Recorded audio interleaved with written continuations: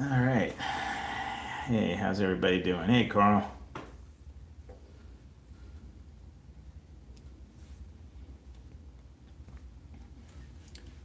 Guess we'll hang out for a couple more minutes, see if a few more people join us.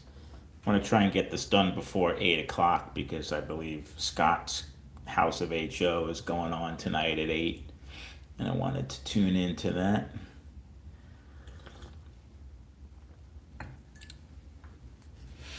Hey, John.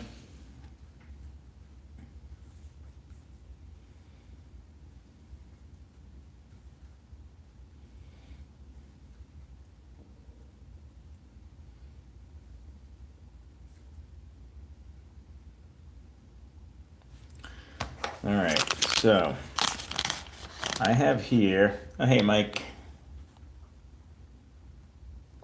I have here the new Viper VSPEC Builders Kit that some of you may have seen. Dan did a video on actually, and put one of these together. But this is basically a VSPEC, stock VSPEC. I just thought it would be fun to pick up one of these kits and see what it was about and go ahead and build it for you guys. And I think at the end of this show, I'm going to give this car away. So for those of you who are fortunate enough to be tuning in right now, you'll have a chance to win this Viper. At the end of the show, I'll just probably do a quick random number, nothing fancy. So it'll be worth your while to stay for the whole show. So, as I said, this is the Viper VSPEC Builders Kit, part number 22855. It sells for $49.95. Now, I'll show you guys on Viper's website. That's the kit right there. Now, a little disappointing to me is you can buy a VSPEC for the same cost as the kit. So building it yourself is unfortunately not saving you any money, which to me is a little disappointing. Usually when you're building the kit yourself, it's a little bit cheaper. Now, if you look at the description of the kit, it does say it's a over $70 value, and I did add up all the parts individually, and it is over $70. So I guess you are saving some money if you did want to buy all the parts and build your own Viper. It would normally cost you $70 in individual parts. They do give you this kit for the $50, so I guess it's just you're not saving any money. It's exactly the same parts as a VSPEC that you can buy already built. So, but if you were somebody that really wanted to build a Viper, which I think is fun, you know how many of these things I've built, then you now have an option to buy the kit and put the kit together and build your own car, which is great. So now the kit doesn't come pinned. I did this already. I used my little rear axle pinning jig, and I did go ahead and drill out and pin the chassis. I used pins from HC Slots from Terry Flynn. So these are pins you can pick up off at hcslots.com. And if you get those pins, a 0.025, it really makes it easy. Can't even tell you how much I love this thing. It makes pinning I don't worry about being crooked or drilling a hole off. It's definitely a peace of mind having that little jig. Trust me, I've done many by freehand, and I know how easy it is to be off by a little bit. So.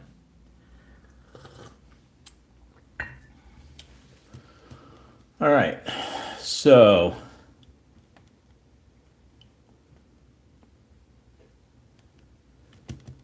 Yes, learning experience, sure, yep. If you're new to the hobby or new to building Vipers or just slot cars in general, and you don't want to take apart a car you already have, then getting this kit is a way of experimenting and learning. So yes, I agree there. So this kit comes kind of with the timing bracket and the magnet retainer already attached. So I'm going to take those off. Let's go over real quick. So you get the chassis. Oops, you get a medium chassis. And you get these 3 tubes of parts. So let's go ahead and look at real quick what's in the parts tubes. You have a Gen 4 endbell. You have stock level Pro 4 traction magnets and Pro 4 motor magnets in that tube. I'm going to go ahead and set that tube aside. Let's go ahead and we'll lay out all our parts. So I'll put the magnets here. And next up, looks like we have most of the tires. So you do have to build your own rear axle assembly. Comes with, in this case, a 22 tooth. I don't know if you guys saw that, but there's 2 little dots on the gear that notes that it's a 22 tooth crown gear. If it had 3 dots, it would be 23, etc. Comes with what looks like a nice splined, hardened rear axle. Your bushing for the rear axle. Some standard 250 hubs. I'm assuming these are standard VSPEC medium compound. These usually come in at around 444, somewhere like that, I think it is. And it does come with a Viper O-ring front end. I'm going to assume 350 tires, because that's what the stock Viper comes with. I'm going to just put these parts off to the side and we'll build the rear axle in a minute. Let's just look at what's in this other last tube. All the fun good stuff. So we have our O-ring front end. We have our stock 6 ohm armature. It appears they already put standard bushing and their standard pinion gear on it for you. And it has 2, I don't know if we can get my phone to focus in on that. It's got 2 white Teflon type spacers, which is probably close to the usual 15 thousandths that I use when I'm spacing the top of the armature. I'll use 1 10,000ths Teflon and a 5 thousandths metal spacer usually. But I'm not doing anything fancy with this. I'm building it exactly as it comes with the parts.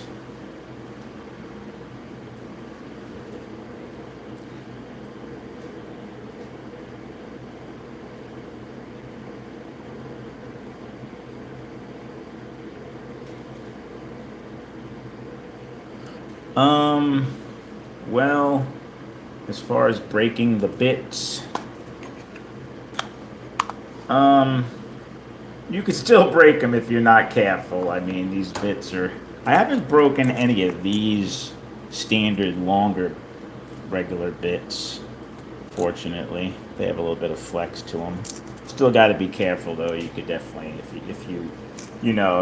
if you bend when you're going in with the bit, if you bend that, it's still gonna break off. So still got to be careful.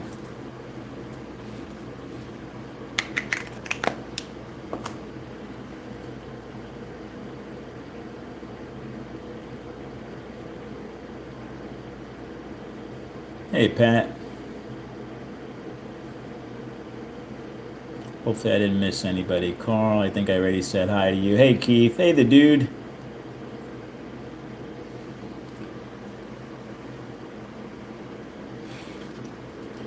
So this last tube comes with your armature, as we just discussed. Comes with some standard pickup shoes. Comes with, I'm going to assume, 008 standard Viper springs. And we got our hangers and a pin.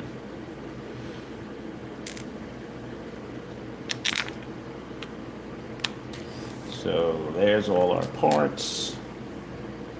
And I think what I'm going to do real quick is build this rear axle. Get this out of the way.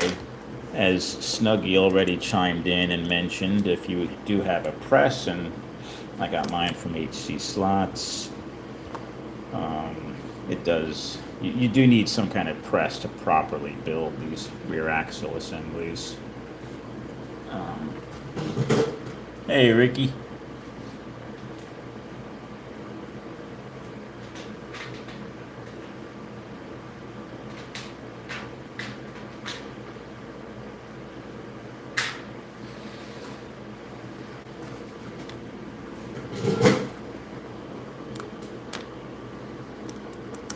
So when I put the gear on, you want the gear.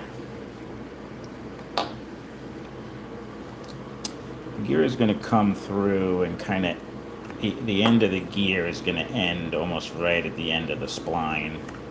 So you put the long smooth end goes in first.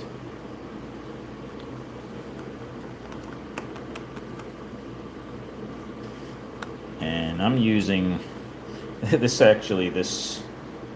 what do you call these parts? I forget, but this is actually one I use for my silly sponge tires, but it works well to put my gears on. And then I just drive the gear on. And just from experience, like I said, usually I go right to the end, maybe a tiny bit actually past the end of the spline. Call it? Is that right? I don't know. Sounds good to me, Pat.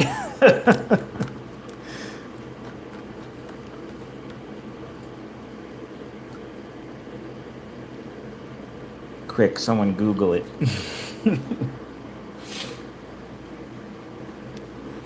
And then you're going to take your spacer that it comes with, goes on that side of the gear. For the sake of testing this real quick, I'm going to get one of my other. It is helpful if you have an assembled chassis that has an armature in it. So hold on a second. Actually, you know what? Let's come back to this. We'll build. I like to space the, although I'm only going to use what came with the kit, so I guess it really doesn't matter. But I usually, when I'm spacing a rear axle, I like to try and space it for the actual chassis that it's going in, because they're never really 100% the same, even though they should be. There's always a little bit of tolerance.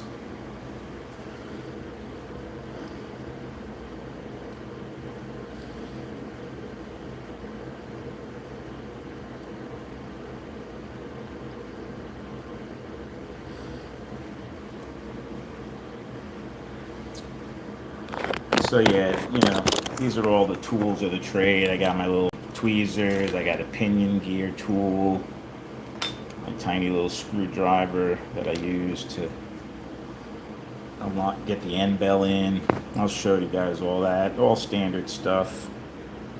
Well, some of it's standard, some of it's not, but it certainly helps if you're going to build these things on a regular basis like I do.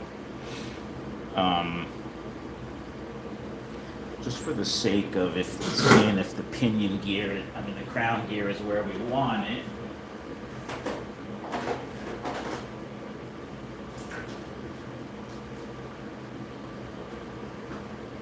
I'm going to take one of my other already built Vipers.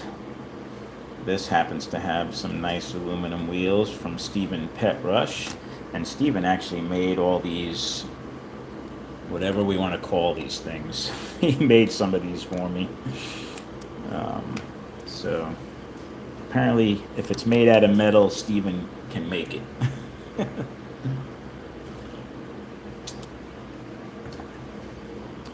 So when I'm building a rear axle assembly, and you want to try and make sure it's spaced properly, yeah, it fits pretty good.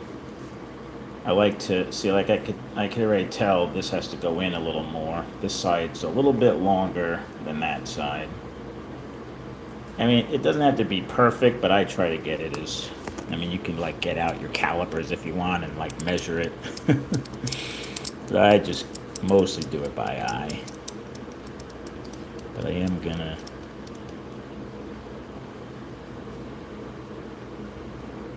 push this in a little bit more.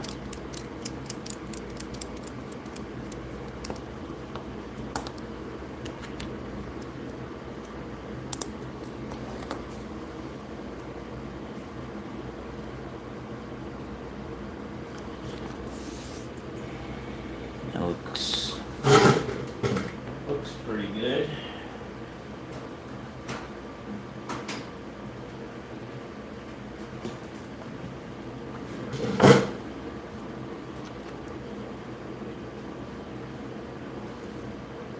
Just gonna look at this under my light for a minute.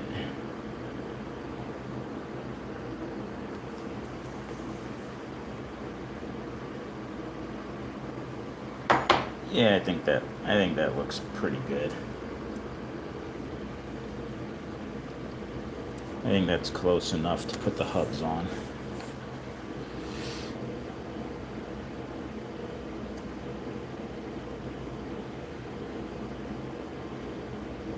The adapters works. Hey, Luke. All right, so I think that's good.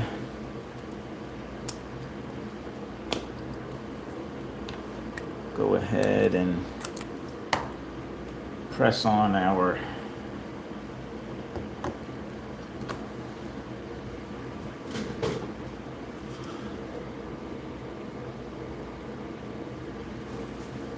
go ahead and press on our hubs.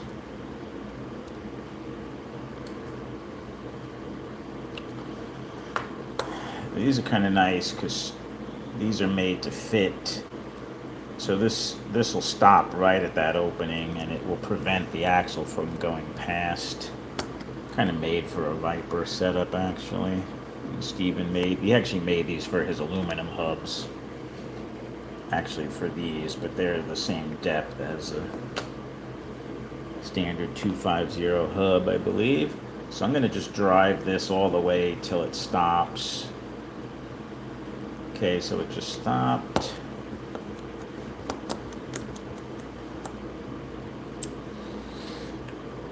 And then I have this little cap that I could put on the other side. So when we turn this around to put the other hub on, and just push this in till it stops. Okay. I know I make this look easy because I've done it a lot of times. All right, let's see how this looks.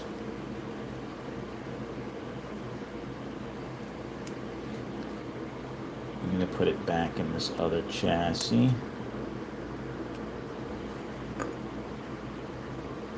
Yeah, so you can see there's about the same amount of opening on either side. It's a little bit tight going in the setup block, so let me take a look under the light. One side probably needs to go in. Yeah, this side needs to go in just a tiny bit more.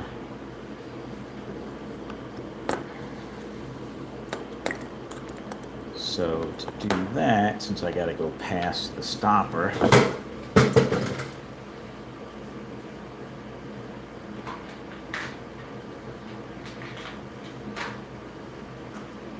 I have the adapter that came with this tool. It does different size hubs, and it also has a hole through it, so the axle can actually go through and come out a little bit if you need to.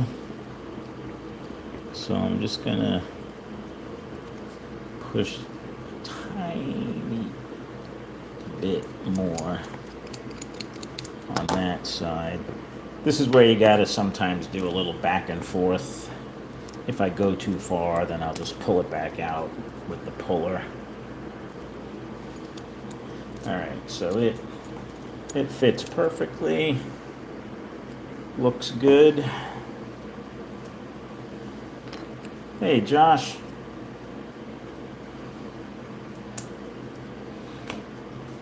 And we can put these tires have a smooth, shiny side, and they're rounded on one side, so the smooth, shiny side goes on the inside.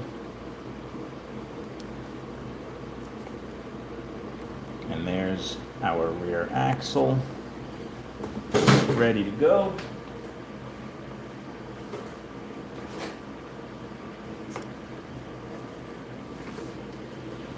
Let's see if I was right.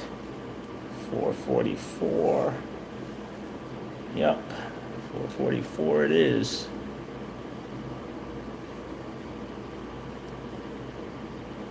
Yeah.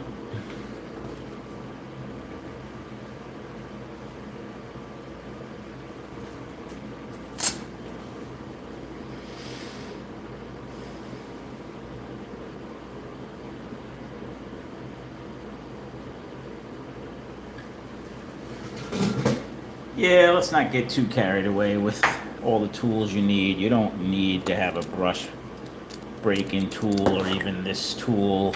I am going to tweak this endbell just because I can, but you know, if you were building this for yourself at home and you're a newbie, you can just put this endbell in just like this and it will run perfectly fine. Believe me. It may mean the difference from like a 3.5 to a 4 on the dyno, but still a 3.5 car is plenty fast for a home track. So try not to get too carried away with numbers and, tweaking it for absolute performance, which is not really the objective of this kit for a new builder. I think just putting the car together and having it run would be an accomplishment for most people that are new to the hobby and new to building a Viper.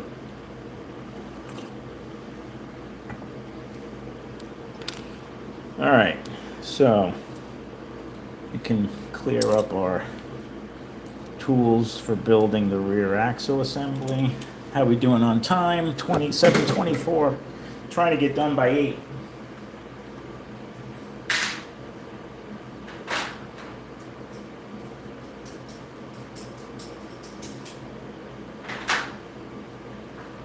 Scott's gonna finally run that Corvette that I rebuilt for him after he broke it. That Viper 2. Well, now it's a 2.4 ohm hot stock armature that I put in that level 10 car. So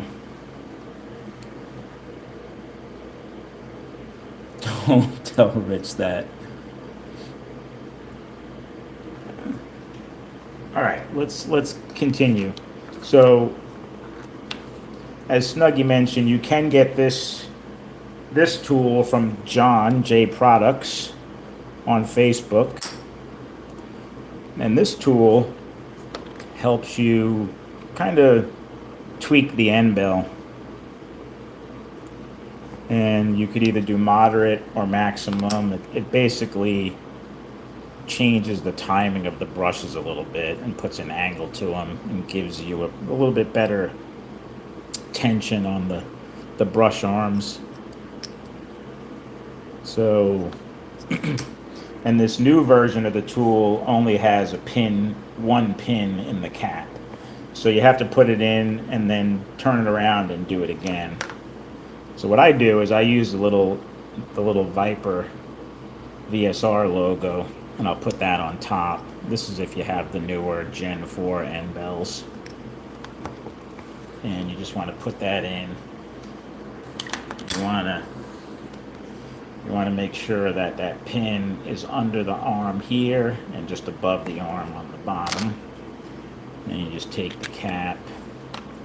I do it on maximum, and I pretty much go all the way to the last line.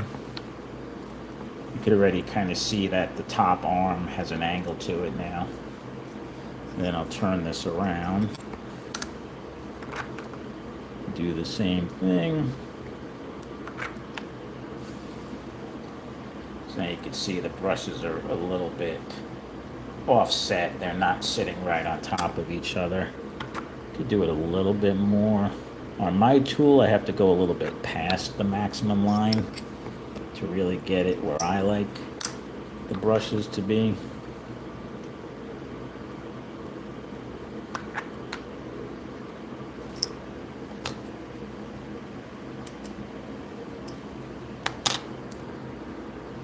There we go.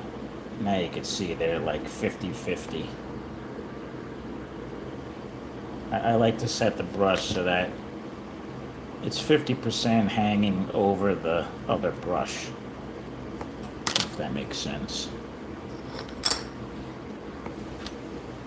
And I like to see, when I pull this arm down, I like to see the top arm come all the way down. I like to see the bottom of the brush go past the opening like that of the bushing, and then when you go up, that one. So that's got good tension. It's got the angle the way I want it. That's a pretty good tweaked end bell right there. If you buy a triple tweaked end bell from Terry, that's pretty much what you're going to get. So you get this tool, you could pretty easily tweak your own end bells.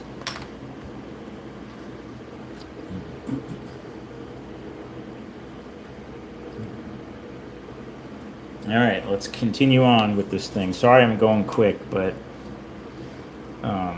so we're going to take our hangers. Now, normally I would put a little bend in the hanger to.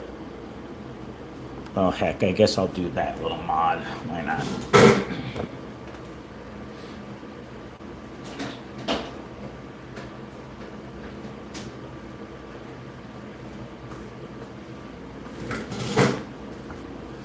I'm going to put the little forward bend. So if you grab it like that, and you bend this part over the part with the hole,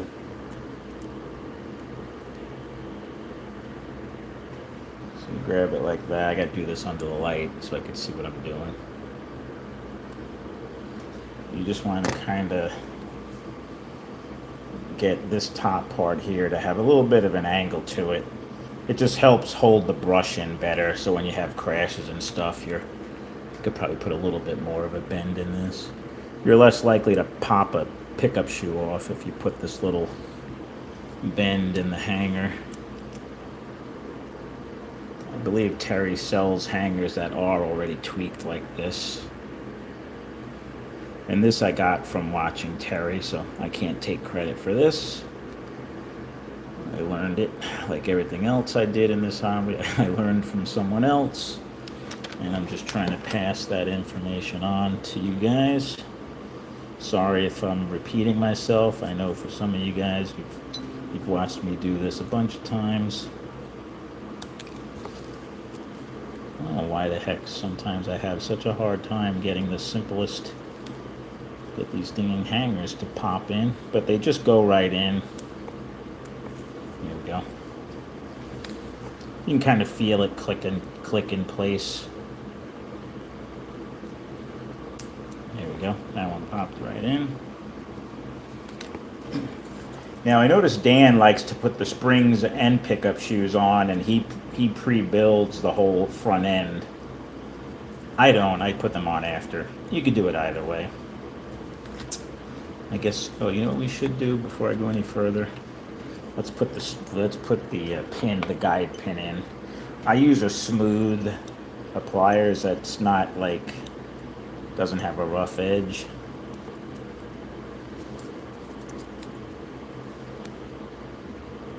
And you're going to want to, sometimes these pins are a little tight to get in. And that one went in. There's 2 clicks. You want to drive it all the way in to the last click. Go ahead and put our O-ring front end on real quick. Might as well get that out of the way. You want to have a little bit of play in that.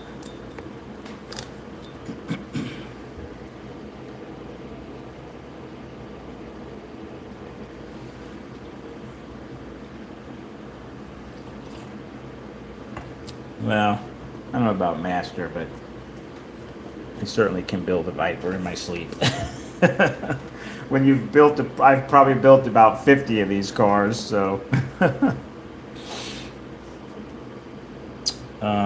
All right. So some of this work has been done for us. Like I said, the pinion gear and the bushing is already on. I'm not going to do any kind of spacing because I'm kind of building it just like you would. So there's no space in the rear. So we'll want to take our timing bracket, and hopefully you guys can see. So there's a little tab there and a little tab there, and the tabs are higher up on one side of the bracket. So this is the top. And you want this little notch to face the end bell. So some guys like to take the end bell, and this goes like this, and they'll take their spreader and they'll put the armature in holding both. I don't know why I don't like doing that. I put it on like this first, and I mean, there's no right or wrong. Do whatever way you want, whatever way you're comfortable with. I'm going to take my brush spreading tool, which is another tool that was mentioned that's good to have. You don't want to spread this too far because you don't want to lose the nice tension that's in your brush arms. Just spread it enough to get the comp. Sorry, I had to look under the light. Just spread it enough to get the armature in there. So that spacing looks pretty good from what I could see. It's hard for me to see, but I'll explain to you guys real quick what I'm looking for when anybody spaces an armature. You want the metal, so this part of the brush arm right here, you don't want it to be too close that it could be hitting down here. So I like to see a little bit of the copper of the com plate.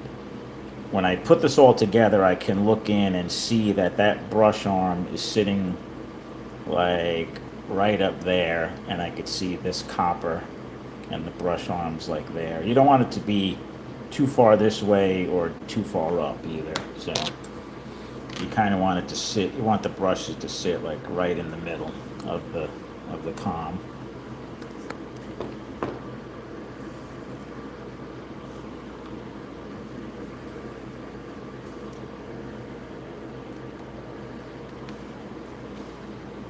I know you can't really see, but if you look in there, you can kind of see that metal that I was talking about. There's the clearance where you could see the com, and the brush arms are not too close to hitting the end of the com plates there. So that should be pretty good spacing.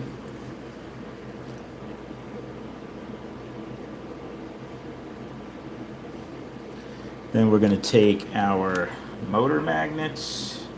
When I build the car, I always have the front of the car on my left. That's just me. And I know that I'm going to take the white motor magnet and put that on top like that. And then take our other magnet. So there's our motor assembly. And that's just going to go right in the chassis. So those two tabs on either side, they lock into that little hole there and that little hole there. So basically the end bell sits in from this notch here forward is where the end bell sits, and then the magnets sit in here. So I like to place this down, and you want to make sure that your magnets go in. Sometimes it's sitting high like this because it's sitting on the hangers, and this is where your little screwdriver comes in. And it's nice to have these holes because you could pull this forward. So normally this is not sitting that high. Hold on, let me redo this. All right, there we go. So now I have it so that when I first put it in, the bottom plastic of the end bell was actually sitting on the hangers. You want that to clear the hangers and just have the tabs, the ears of the end bell sitting on the hangers. Now you don't want to push this in or you're going to break those tabs off. You also want to make sure your bushing, your rear bushing is in the spot where it's supposed to be. Don't let the bushing slide down onto this side of the little area where the bushing's supposed to be. So Viper actually sells this tiny little screwdriver, but if you have a screwdriver that's got a small enough tip that can go to the right or left of the tab, then you can put this in here and pry this forward and get the hanger, get the tab past the hanger.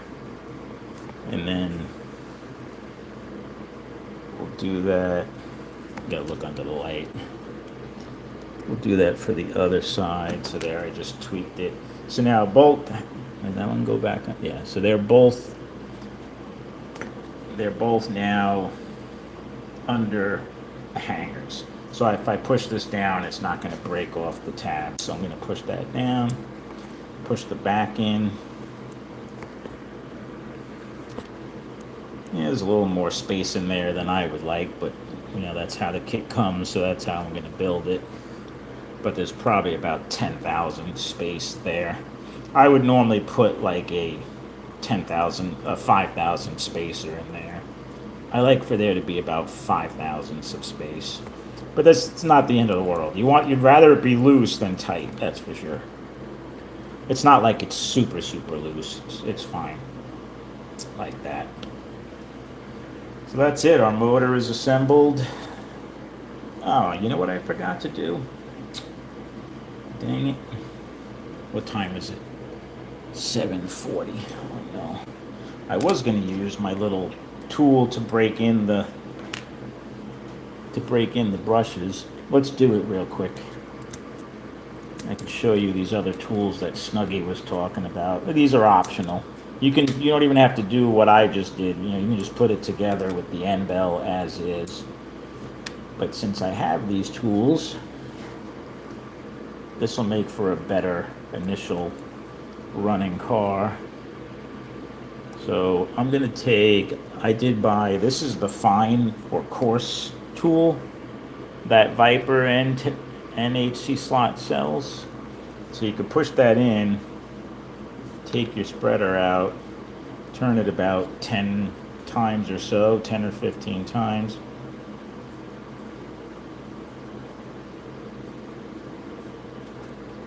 And that sets the arc to match the com. So it basically helps.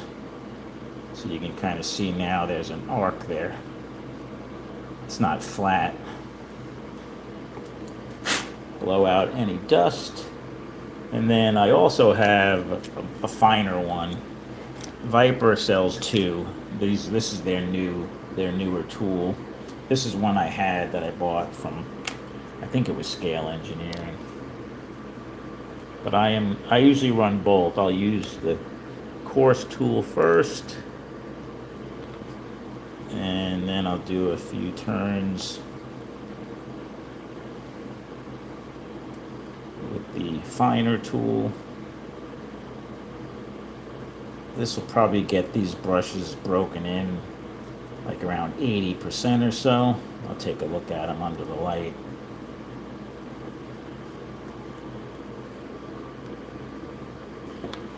This tool is neat because it's actually the size of an armature, and this is the same thickness. You could put a bushing and a pinion gear on here, and you could actually install this in a car and actually get the correct lineup in the car you're breaking the brushes in, if you want to go that far. Okay, so yeah, I could see this is about, I don't know if I can get that to show up, but it's kind of hard to see it because my phone camera kind of stinks. Let me try to do close up. But you can kind of see on that brush where it's starting to wear away. It's not totally broken in yet. Could use a few more turns.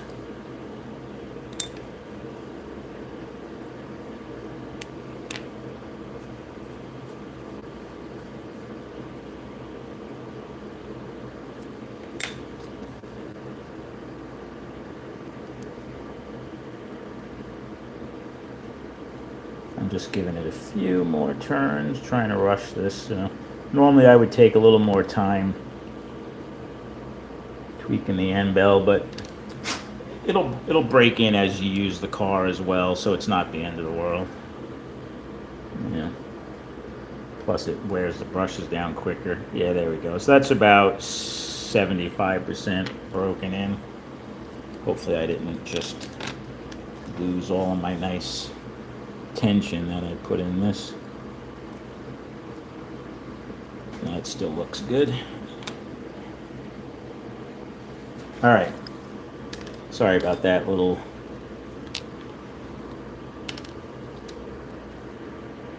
change up there on you, but I did want to do that since I had all the tools out.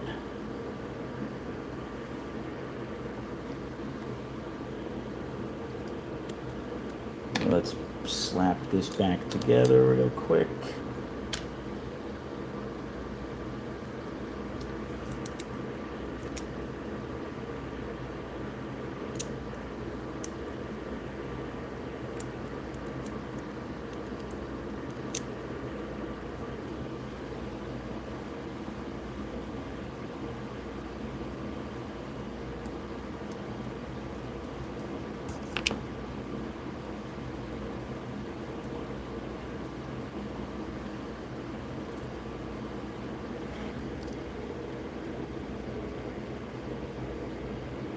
I'm trying, Gary. I know. Usually I go pretty quick building these things, but I guess I overestimated having to build a whole rear axle assembly and breaking in the. I could put one of these together in 5 minutes, but to do all the little extra tweaking.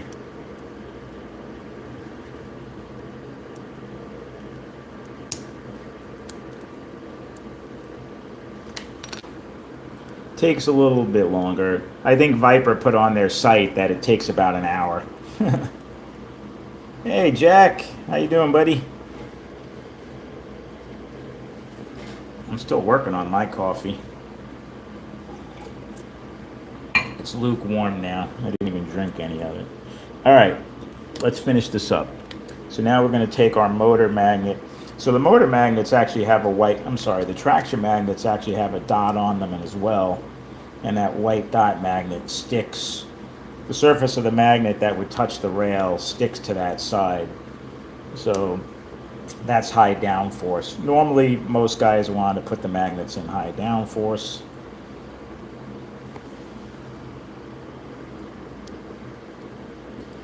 The magnets are notched on one side, you'll see that, and there's a little notch towards the front of the opening for the magnet. So if they don't slide in right, just turn the magnet around and then it'll go in. You know how long I was building and I never realized that until one of you guys pointed that out to me? Whoever that was, thank you. See, I don't know everything. All right, so there we go.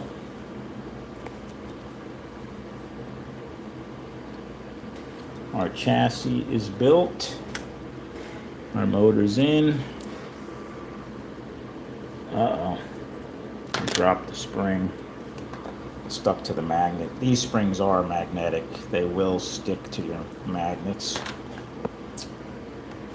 I usually use non-magnetic, either silver or copper, or even gold-plated springs. Viper actually now sells gold-plated springs that are not magnetic. These are standard Viper springs though. Nothing wrong with them. They get the job done.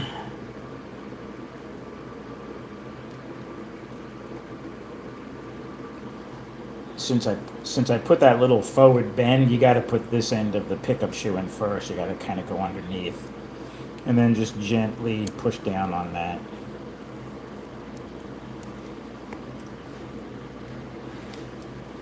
Take our little. All right, it runs. It's a good sign. Put our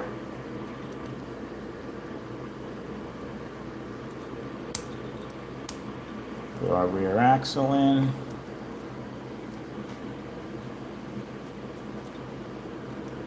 Oops. Now the pinion gear is touching the axle, so this is why we got our little pinion gear tool. Push that gear in all the way. I usually like to put a little drop of Loctite on the pinion gear. Right now I went a little too far, so I'm gonna, then you could use this end of the tool if you gotta pry the gear out a little bit. I try to get the crown gear to mesh kind of right in the middle. Feels pretty good.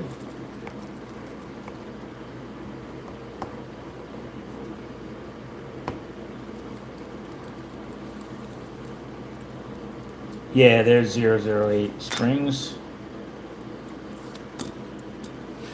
All right.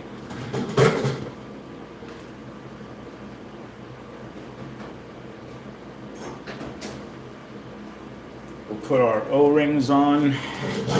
I noticed in Dan's video, he said not to roll these on. I always used to roll these on. He made it seem like that was really bad, so I'm gonna try and, oh crap, I just sent that O-ring flying. You know what, I don't know, I'm just rolling them on, sorry. If this does something bad to them, then oh well. I don't have time to try and spread them out. Maybe one of you guys could tell me why you shouldn't roll on a O-ring tire. I don't know, does it misshape it or something? I don't know. Never had an issue doing that. But. All right, she is built.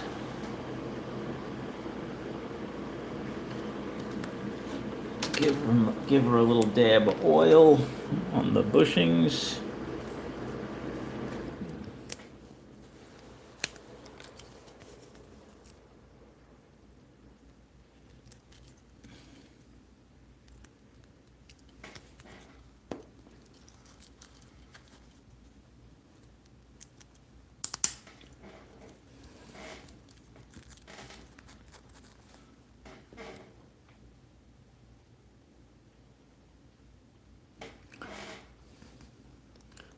Yeah, it has something to do with the advanced timed Rondo arms that I was using. Other people told me they have the same issue. Something about those 2.4 ohm advanced timed armatures kind of freak out the dyno. I don't know.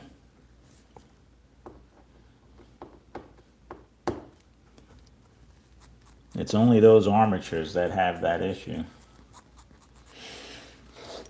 All right, let's see if how this thing runs.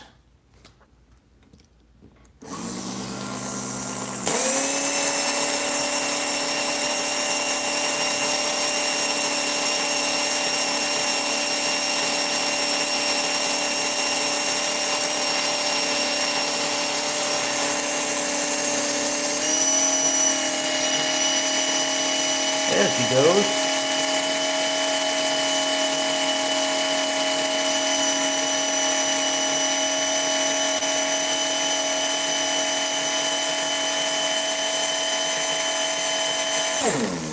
That's a pretty good number for a stock, a non-balanced, non-hot stock 6 ohm armature.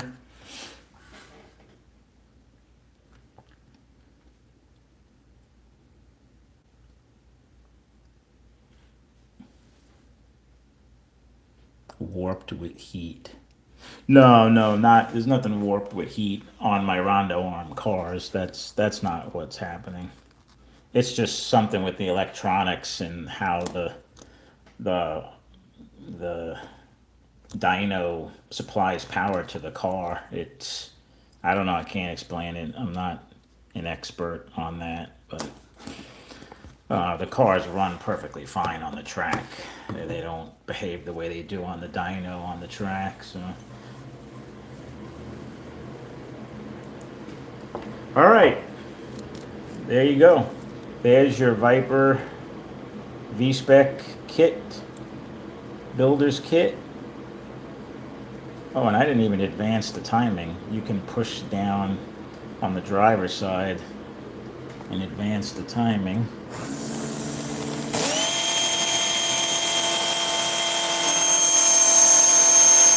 435. Man, that's faster than some of my better cars.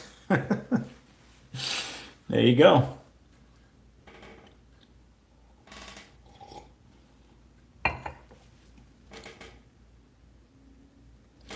Oh, I ain't worried about that. I know that my car has a 2.4 ohm arm. I believe the car that Steven sent from Rooster Racing, if I remember correctly, I think that thing has like a 1.5 ohm. It's like a sub 2 ohm arm. It's really not.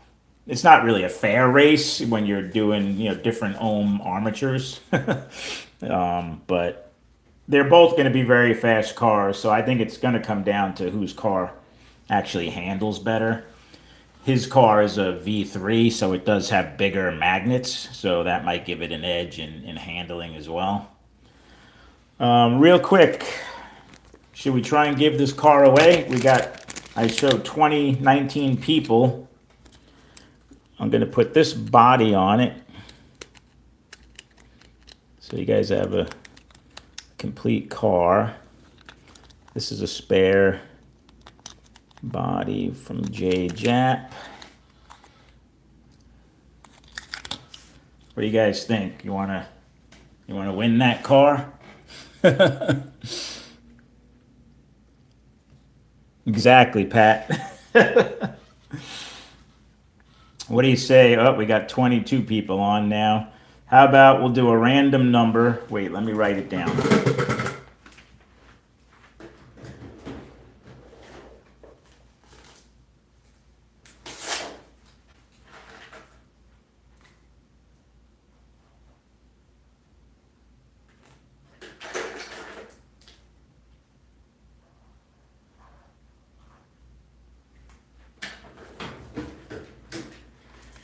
All right, I wrote down the number. We're going to do from 0 to 25. We got 24 people viewing right now. So when I type the word go, you guys can go ahead and start. And hopefully I can catch who wins it. All right, you ready? Here we go. I'm going to type the word go.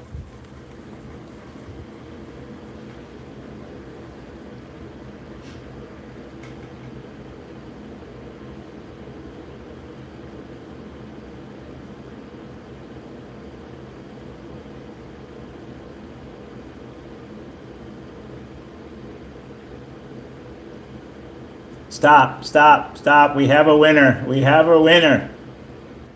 Gary Hayes. He was the first one to pick the number 8. The number 8 was the winning number. So, congratulations, Gary. God, there were some people that were so close. Oh, Joe, you had guessed 7 early on. I think somebody said 9 as well. Oh, Gary said 9 as well. Mike said 9 also. I think Gary was the first and I think the only one to guess the number 8. Yeah. So Gary, shoot me excuse me, shoot me an email to markslotcargarage@gmail.com with your address, and I'll get this thing shipped out to you. Hopefully you live in the United States. I should have asked that.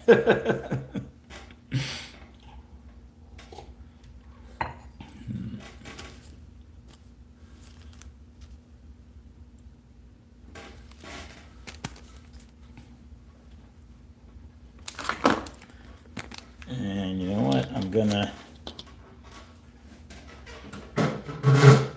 We got 4 more minutes till Scott comes on.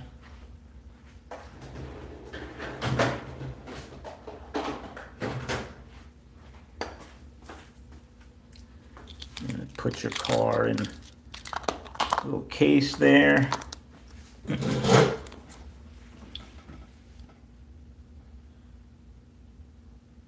All right, great.